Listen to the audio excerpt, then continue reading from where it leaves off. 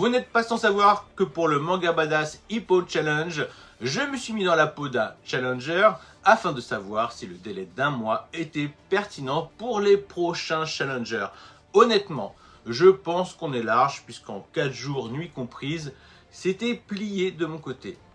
Mais l'autre objectif que j'avais, c'était de me faire une idée plus précise de cette édition sans jaquette, vendue au même prix que celle avec jaquette, et j'ai ainsi pu mettre les doigts sur quelques différences notables. Déjà, comme vous pouvez le constater, la taille des bouquins est plus épais, puisqu'on peut voir qu'elle prend plus de place sur l'étagère. Ensuite, les dos ont des défauts, même sans jaquette. Comme vous pouvez le constater, il y a des ratés. Un oubli de la bande du haut. Au passage, une bande assez immonde où ça aurait pu marquer juste saison 1, mais non. Une impression pas toujours égale. Je pensais pas que c'était possible puisqu'il n'y a pas de jaquette. Et sur les 30 tomes, un seul marque une pliure formée à l'ouverture du livre.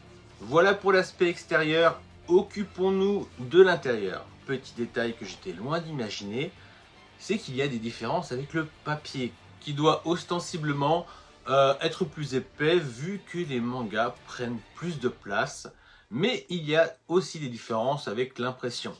Cette double page est criante au niveau qualité. Bon, après, pour rappel, je possède la première édition et elle date, donc possible que ce soit amélioré entre temps. Ça peut aussi expliquer pourquoi mon papier est si jauni lorsqu'on le compare avec la dernière édition qui est d'un blanc maculé.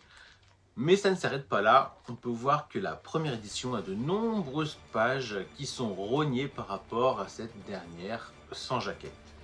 Donc quelque part, l'avantage revient largement à l'édition sans jaquette, même si cela n'empêche que sur certains tomes, il y a soit de l'encre un peu baveuse, soit un souci de définition au niveau de l'impression. J'ai également noté, non pas un défaut, mais un incident sur les tomes, sur l'un des tomes, le tome 13, qui est abîmé à l'intérieur. Le manga a dû prendre un coup de cutter ou autre sur sa tranche, ce qui est assez dramatique, même si ça ne touche pas les planches. Là, je suis clairement en train de faire un état des lieux avant le prochain locataire. Sinon, j'ai tout de même noté un gros défaut, et pas des moindres, peut-être même le pire de tous, puisqu'il concerne la colle. Celle qui retient les pages. Sur le tome 24, la double page 71 à 74 s'est enlevée sans avoir eu à forcer sur le manga à sa lecture. Alors, c'est un défaut très aléatoire. Ça peut arriver à n'importe quel bouquin relié avec de la colle, mais ça reste un détail important car si après une lecture, une double page se décolle, qu'est-ce qu'il en sera après une dizaine de lectures?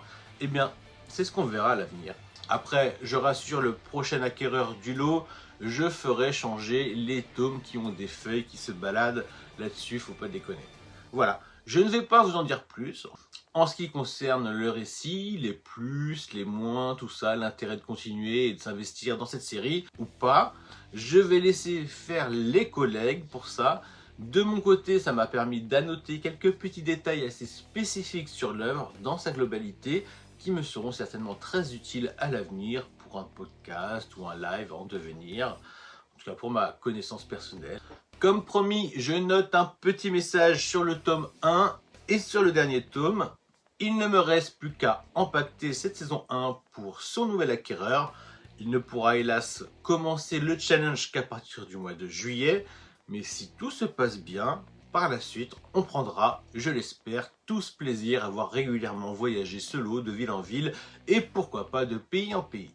Pour finir, je ne vous cache pas que j'aurais pas été mécontent de garder cette version-là, ne serait-ce que pour le papier bien blanc de cette dernière impression. Elle a ses défauts, je pense surtout au prix, mais elle a aussi ses qualités, puis l'air de rien, elle se marie très bien avec les tomes qui ont des jaquettes.